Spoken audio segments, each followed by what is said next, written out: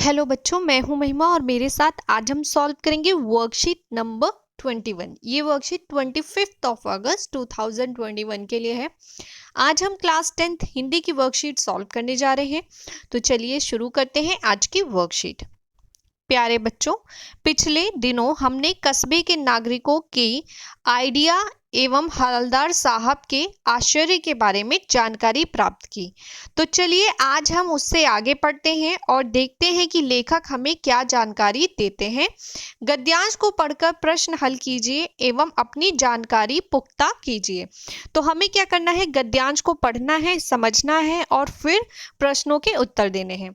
तो चलिए शुरू करते हैं आज के गद्यांश को, जो कि बहुत ही मजेदार है।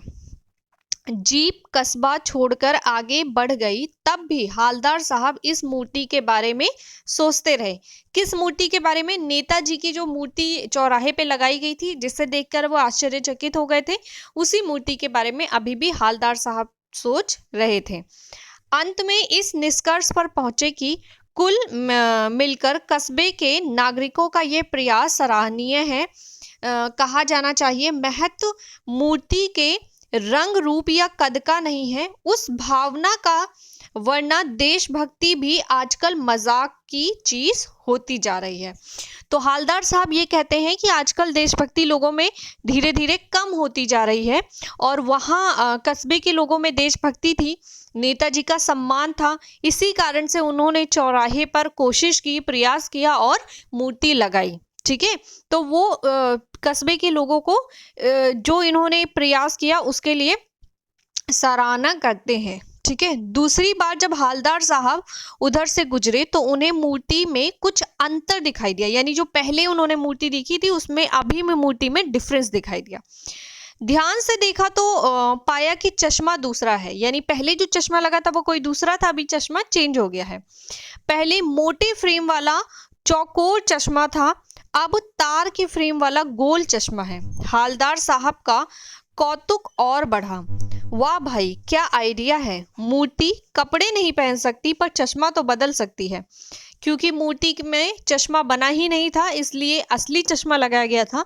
तो वो क्या करते थे कि टाइम टाइम पर चश्मा जो थे वो मूर्ति का बदल दिया करते थे। तीसरी बार फिर नया चश्मा था। हालदार साहब की आदत पड़ गई हर बार कस्बे से गुजरते समय चौराहे पर रुकना, पान खाना और मूर्ति को ध्यान से देखना।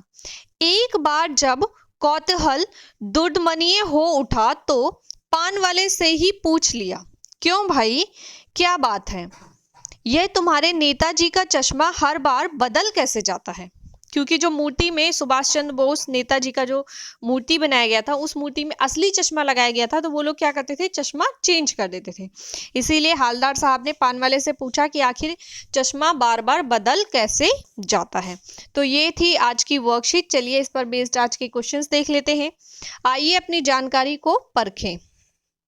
आज का प्रश्न नंबर 1 है, हालदार साहब किस मूर्ति के बारे में और क्या सोचते रहे होंगे? प्रश्न नंबर 2, हालदार साहब को कस्बे के नागरिकों का कौन सा प्रयास सराहनीय लगा? प्रश्न नंबर 3, दूसरी बार उधर से गुजरते समय हालदार साहब को क्या अंतर दिखा और इससे उन्हें कैसा लगा? प्रश्न नंबर 4, बार बार कंपनी के काम से जाते हुए हालदार साहब किस बात के आदी हो गए थे? प्रश्न नंबर 5, गद्यांश में आए विदेशज शब्द छांटकर लिखिए। प्रश्न नंबर 6, दुर्दमनीय में से उपसर्ग और मूल शब्द अलग करके लिखिए। और आज का अंतिम प्रश्न, जो कि प्रश्न नंबर 7 है, वो देख लेते हैं। सराहनीय में से प्रत्यय अलग करके उससे शब्द बनाइए। ठीक है, तो ये है आज की हमारी वर्कशीट, जिसके सभी प्रश्न हमने पढ़ लिए हैं। अब शुरू करते हैं इन सभी प्रश्नों के उत्तर। आज के प्रश्न नंबर 1 की बात करते हैं। प्रश्न नंबर 1 है, हालदार साहब किस मूर्ति के बारे में और क्या सोच रहे होंगे? तो इसका उत्तर है, हालदार साहब नेताजी की मूर्ति के बारे में सोच रहे थे, क्योंकि मूर्ति कद में छोटी और बिना चश्मे के बनाई गई थी तथा बाद में उस पर असली चश्मा लगा दिया गया था। प्रश्न नंबर 2 है, हालदार साहब को कस्बे के नागरिकों का कौन सा प्रयास सराहनीय लगा? तो उत्तर है, हालदार साहब को कस्बे के नागरिकों की देशभक्ति के लिए नेताजी को सम्मान देते हुए उनकी मूर्ति चौराहे पर लगाने का प्रयास सराहनीय लगा। प्रश्न नंबर 3 है, दूसरी बार उधर से गुजरते समय हालदार साहब को क्या अंतर दिखा, इससे उन्हें कैसा लगा? तो इसका उत्तर है, दूसरी बार उधर से गुजरते समय हालदार साहब को मूर्ति पर लगा चश्मा बदला हुआ दिखा, जो पहले मोटे फ्रेम वाला था परंतु अब तार के फ्रेम वाला गोल चश्मा था। मूर्ति को देखकर हालदार साहब को पहले आश्चर्य हुआ, फिर लगा कि मूर्ति कपड़े नहीं बदल सकती परंतु चश्मा तो बदल ही सकती है। प्रश्न नंबर 4 की बात करते हैं। प्रश्न नंबर 4 है, बार बार कंपनी के काम से जाते हुए हालदार साहब किस बात के आदी हो गए थे?